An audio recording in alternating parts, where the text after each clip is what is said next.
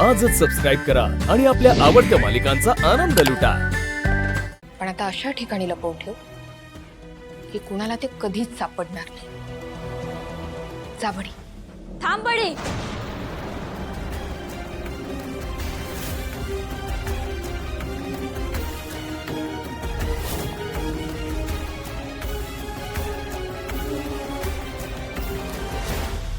बडी बाहेर जा।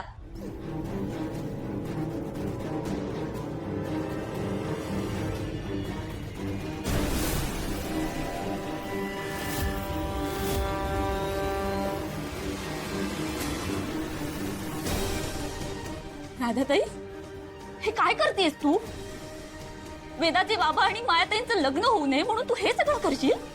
नाही मीरा, फक्त एकदा माझं ऐकून काय घे। काय काय ऐकून घेऊ मी तुझं?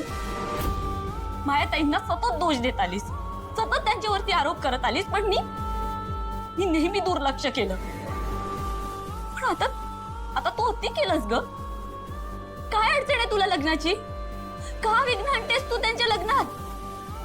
हे बघ, मला मान्य आहे आता तुला हे सगळं पटणार नाही, हा? पण आजच्या दिवस वेदासाठी हे सगळं ऐकून घे। माया जर अथर्वची बायको झाली ना, तर वेदाच्या जीवाला धोका असेल तिच्यापासून। बास राधाताई, खूप झालं आता। हे बघ, तुझे माझ्यावरती खूप उपकार आहेत, पण या घराने ना मला सांभाळलंय। तुझ्या मनात जे वाईट साईड विचार आहेत ना, ते मी कधीच पूर्ण होऊ देणार नाही। राधाताई, यापुढे तू मला या घरात भेटायला नाही आलीस ना, तर खूप बरं होईल।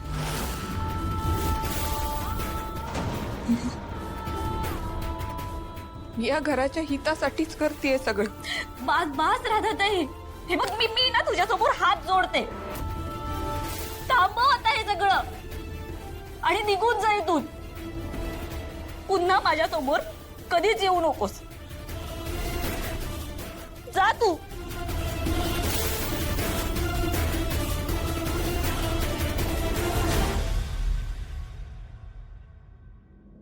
मीरा,